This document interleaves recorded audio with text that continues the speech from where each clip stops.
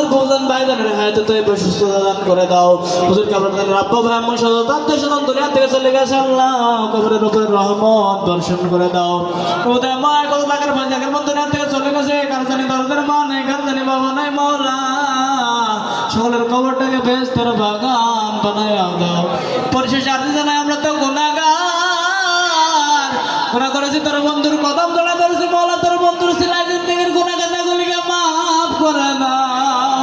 রব্বুল আলামিন তোমার বন্ধুর আদর্শ সৈনিক হিসেবে গড়ার তৌফিক দান করে দাও তোমার বন্ধুর গোলাম হিসেবে কবুল করে নাও মৃত্যুর সময় যেদিন চলে আসবে সাকরাতুল মাউতের সামনে হাজির হয়ে যাবে কঠিন মুসিবতের সময় কেউ তো কারো আপন হবে না রে মালিক ওই সময় আপন আপন মুর্শিদকে সামনে হাজির করে দিও